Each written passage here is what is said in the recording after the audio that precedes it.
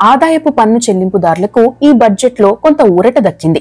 2025-26 ఆర్థిక సంవత్సరానికి కేంద్ర ఆర్థిక మంత్రి నిర్మలా సీతారామన్ లోక్సభలో బడ్జెట్ను ప్రవేశపెడుతున్నారు. అందులో భాగంగా రైతులు, మహిళలు ఇలా చాలా మందికి వరాలు కురిపించారు. పన్ను చెల్లింపుపై కీలక ప్రకటన చేశారు. కొత్త ఇన్కమ్ ట్యాక్స్ బిల్లు తీసుకువస్తున్నట్లు ప్రకటించారు. ఆదాయపు పన్ను చెల్లింపుదారులకు శుభవార్త చెప్పారు. కొత్త ఇన్కమ్ ట్యాక్స్ స్లాబ్ చూస్తే 4 లక్షల రూపాయల వరకు వార్షిక ఆదాయంపై పన్ను ఉండదు. 4 లక్షల నుండి 8 లక్షల వరకు 5% పన్ను స్లాబ్లోకి వస్తాయి.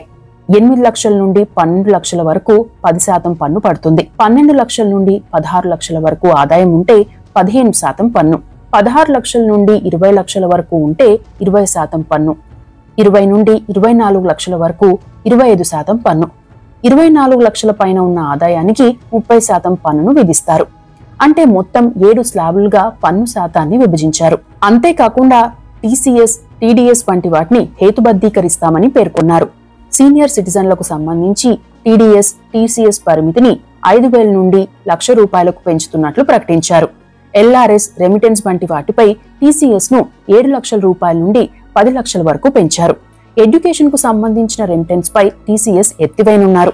ఈ ప్రకారం చూస్తే ఇన్కమ్ ట్యాక్స్ సెక్షన్ 80 పరిధిలోని deductions, standard deductions, housing loan interest deduction ఇలా అన్నింటినీ గనుక వినియోగించుకుంటే ఒక వ్యక్తి 12,75,000 వరకు ఆదాయం ఉన్నా ఆదాయపు పన్ను చెల్లించాల్సిన అవసరం ఉండదు. అయితే రిటర్న్ ఫైల్ చేయడం తప్పనిసరి. గత ఏడాది బడ్జెట్లో పన్ను స్లాబుల్లో మార్పులు చేయలేదు. దీంతో ఈ పరిమితి 7 లక్షల రూపాయల వరకు మాత్రమే ఉండేది. మొత్తం మీద ఎన్నో ఏళ్లుగా ఆదాయపు పన్ను పరిమితిని పెంచుతారని ఎదురుచూస్తున్న వారికి ఇది ఊరటనిచ్చే అంశమే. ఈ మార్పుల ద్వారా ఆదాయపు పన్ను రిటర్న్ ఫైల్ చేస్తే కోట్లాది మందికి ఊరట లభించనుంది.